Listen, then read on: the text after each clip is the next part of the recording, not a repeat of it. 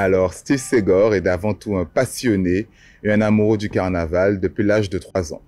Depuis l'âge de 3 ans, en fait, j'ai une révélation. J'étais avec ma mère, on regardait le journal télévisé à l'époque. Et en fait, il y avait un reportage sur le carnaval du Brésil. Et là, j'ai eu le coup de foudre. J'ai eu, comment dirais-je?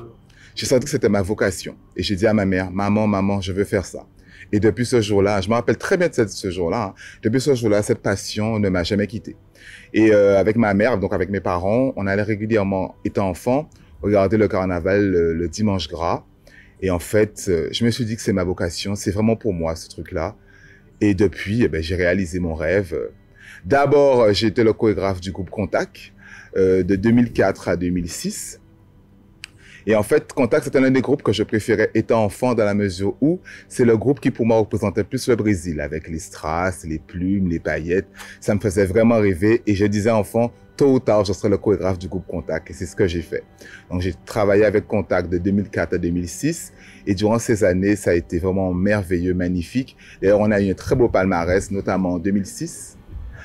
Où il y a eu le Festiféria, on a eu le premier Festiféria à Pointe-à-Pitre, on a eu le winner à Basse-Terre, on a eu le premier prix à Vieux Habitants. Enfin, Contact pour moi, c'était la folie.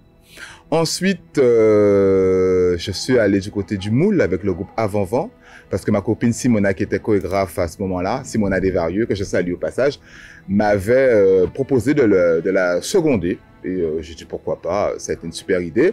En plus, c'était un nouveau défi parce que je quittais un groupe pointois donc, qui avait une grande notoriété Contact et j'allais avec le groupe du Moule Avant-Vent.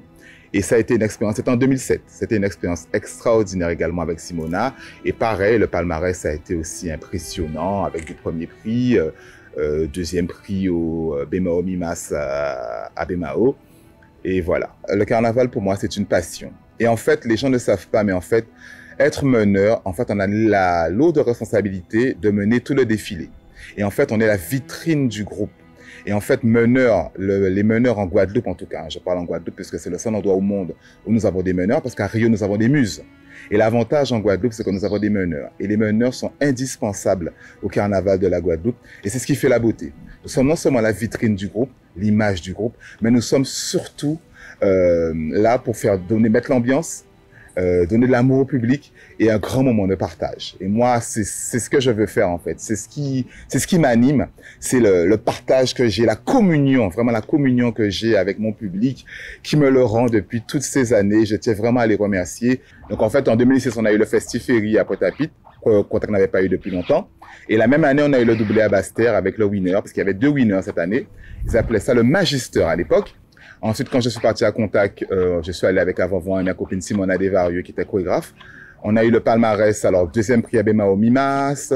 On a eu plusieurs premiers prix, notamment à Saint-François. Mais c'est surtout ma venue au sein du groupe Double Face de 2009 à 2018. Et là, dès la première année, on a eu les premiers prix. On a même inventé un prix pour moi, pour le groupe, en fait, qui s'appelait le prix de la communication avec le public. Pourquoi? Parce qu'après la chorégraphie, j'ai eu l'idée de faire participer le public. Parce que pour moi, c'est ça aussi le carnaval. C'est-à-dire que, comment vous expliquer? Moi, c'est un échange. Et en fait, le carnaval, pour moi, il faut que le public y participe.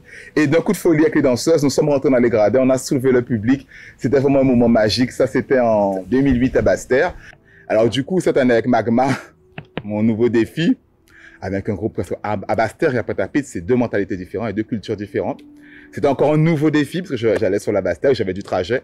Et pareil, ça c'est dès le premier défilé, dès le premier concours, hein, on était deuxième. Dès le premier concours, on était deuxième. On a eu deuxième à Goyave, troisième à Sainte-Anne. Et au niveau du winner, on a eu la 2e place cette année. Mais l'année prochaine, pour les 40 ans, on vise bien sûr la première place. On vise la première place. On va travailler pour ça, pour avoir la première place. Là aussi, je vais vous dévoiler quelque chose que très peu de personnes savent. Mais Steve Segor, en fait, et carnavalier, c'est une histoire qui date depuis le ventre de ma mère. Puisque je suis né le Mardi Gras, le 24 février 1979, et ma mère était enceinte à l'époque à la clinique Lemestre, et mon oncle Gabi était dans un groupe de carnaval. Et ma mère était enceinte, et en fait, elle n'était pas encore sur le point d'avoir perdu les os. Et mon oncle, sachant que ma mère était à la clinique, est venu avec tout le groupe sur le balcon, crier Lucette, Lucette, Lucette. Et c'est là que ma mère a commencé à avoir les contractions. Et je pense que c'est depuis là, j'ai dû entendre le son. Et non, mais je parle sérieusement en plus. Hein. Je pense que c'est là que j'ai dû entendre le son du carnaval. Je ne sais plus quel groupe, dans quel moment il était. Quand on a une passion, un rêve, quand on est animé par quelque chose, quand on a la vocation pour quelque chose, quel que soit ce que les gens disent, si c'est vraiment ce que vous voulez, si c'est vraiment le matin en vous réveillant, c'est le carnaval qui vous anime, c'est la danse qui vous anime, vous sentez que c'est votre vocation, foncez, allez-y. Alors au niveau, je remercie beaucoup ma mère et mon père qui m'ont... C'est surtout ma mère, parce qu'elle est très passionnée de carnaval, mais mon père aussi m'a beaucoup encouragé. Mon père, c'était le genre, tous les dimanches, devant la télévision, regarder les concours, et elle me dit, ouais, ce jour-là, ça n'est pas tes bon, fille là, ça n'a pas tes qu'à suivre, faut faire ça comme ça. Père à son âme, mais mon père, de son vivant, m'a toujours encouragé. Je pense que même de là où il me surveille, il est fier de moi. Au niveau de mon travail, mon père, c'était le genre à collectionner toutes les coupures de magazines dans lesquelles je figurais. Ma mère aussi m'a beaucoup aidé, donc clin d'œil à mes parents qui m'ont soutenu, à mon frère. Je n'oublierai jamais, en 2018, mon frère, après la chorégraphie du Gembo, c'était un gros défi, qui m'a appelé, on n'avait même pas encore le résultat, qui m'a répondu, nous prenons yo, nous prenons yo, ça j'étais content, Donc mes parents, j'ai la chance d'être dans une bonne famille, avec mon père, ma mère et mon frère qui m'ont toujours soutenu. Mes amis de toujours, David Siméon de Paris, David Xavier, Simona, tous ces gens qui m'ont toujours soutenu. Et bien sûr, Madwim Team, mes élèves Madwim Team, qui pendant tout le parcours me suivent. Mon ami Patrick Régna Baster, qui pendant le parcours me suit. Mon ami Annie, tous ces gens, je vous embrasse, c'est tout ce que j'oublie, mais la Dream Team de manière générale. Merci, merci en pile pour l'amoula. Merci pour la fidélité. Merci pour toutes ces années de bonheur, de partage. Merci à mon ami Emmanuel. Personne ne le connaît, mais mon ami Emmanuel est toujours là pour moi. Celui qui fait les décors, celui qui m'aide pour les coiffes, qui font qu'ils sortent de partout. Merci à tout le monde. Je vous aime fort, je vous embrasse. Monsieur Auchan, je n'oublierai jamais.